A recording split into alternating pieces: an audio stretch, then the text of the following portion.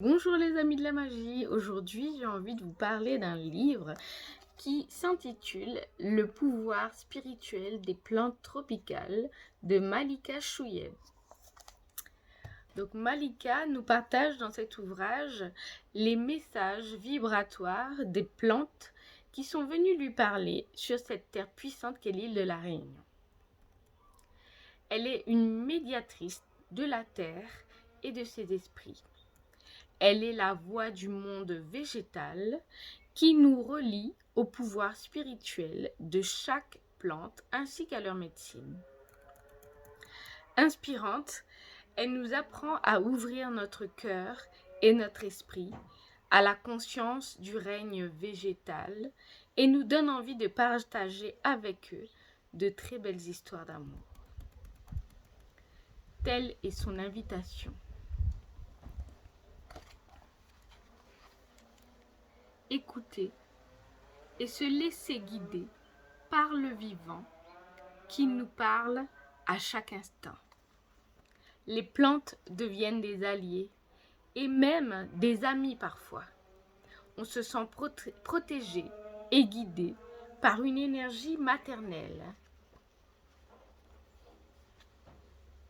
Recevez mes enfants turbulents, toute ma vigueur, afin de vous permettre d'intégrer ces nouvelles fréquences. Message du Moringa.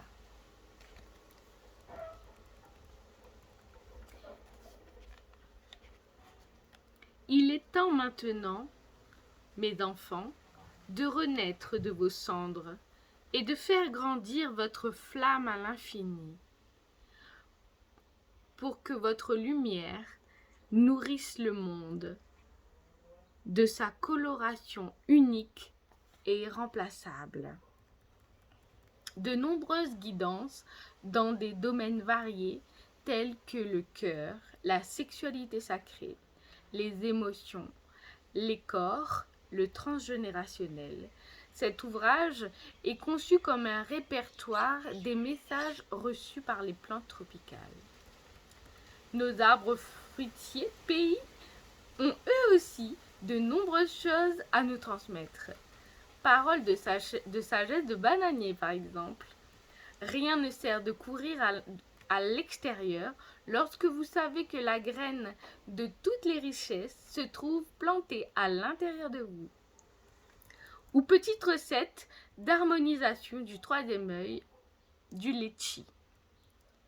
Vous pouvez aussi faire une poudre avec mes noyaux et la mélanger à de l'eau pour en faire une pâte.